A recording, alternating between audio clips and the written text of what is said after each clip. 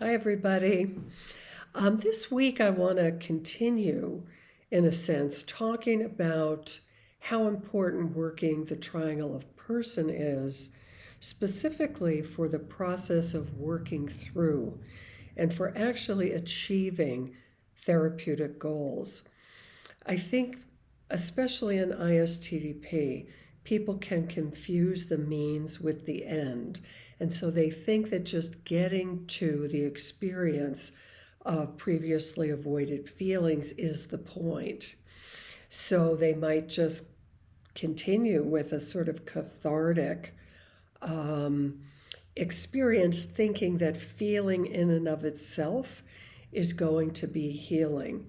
And so they neglect the triangle of person, really looking at how those previously avoided feelings had been operating in the patient's life, how they had inadvertently been pulling for a repetition for the same kinds of responses from people that they consciously didn't want. And so, as you can imagine, as I'm talking about this, that's going to prevent a deep working through, right? Catharsis alone has no lasting value. We've known this since the time of Freud. What Davenlou found was that the visceral experience of these anxiety provoking feelings, and in particular, connection with the forbidden impulses, was the key that unlocked the unconscious. Then it was that download of memories and dreams and associations that was crucial to understand and integrate. So the person gets a deep insight into their own development, understanding how it is they had become symptomatic or troubled in the way they were, and also really clear what they've been able to face in order to resolve it. So this is really the crucial aspect of the treatment, which we often call working through, right? This deep understanding, this linking of past, present, transference, and then being able to distinguish between them, distinguishing between you and primary attachment figures. Also, the patient being able to see people in their current life for who they are rather than just stand ins for people from the past.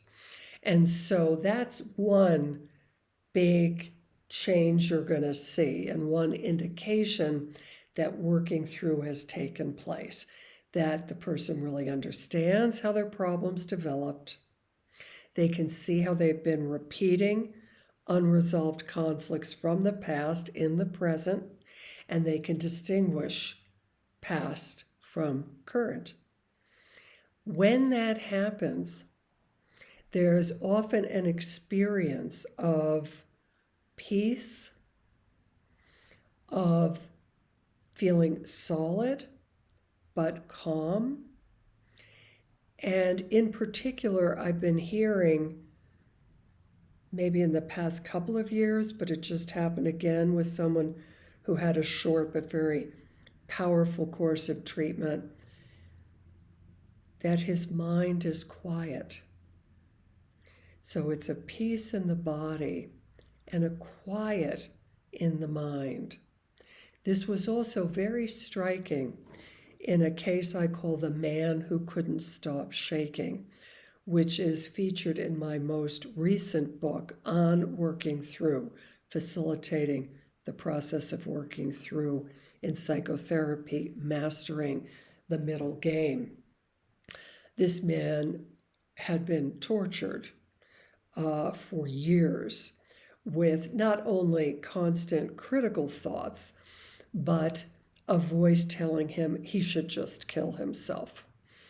He had been hospitalized a couple times, was on medication, different kinds of therapies, but hadn't gotten better. And from our very first session in getting through some defenses and enabling him to experience rage, that he had been suppressing, he experienced a very dramatic lifting of the depression and, again, a quiet mind. And there was a particularly striking session where he came in with all kinds of involuntary movements. He literally couldn't stop shaking and was very impatient and critical of himself for not being able to control himself.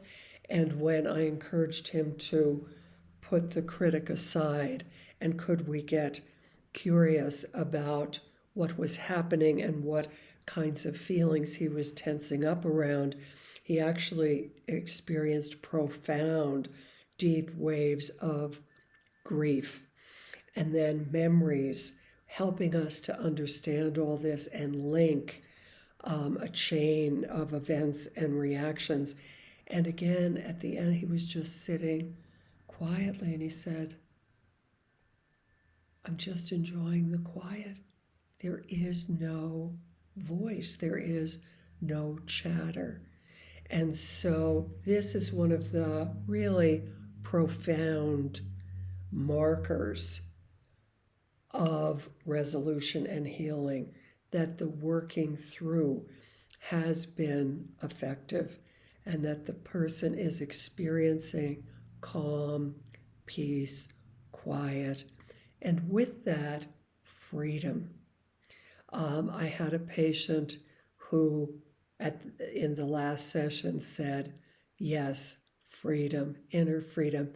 That's the sign you should have over your door. That's what you're selling here, right? And then the person has all this life energy freed up for creativity instead of conflict and tension and suffering. So I hope this is helpful to you, that you keep the end in mind, that you're clear that helping people relinquish defenses and getting to previously avoided feelings is just a part of the process that leads to this unlocking of the unconscious, and it is the deep understanding of oneself with this peace and quiet that really is the goal and the sign of healing. Thank you. Bye-bye.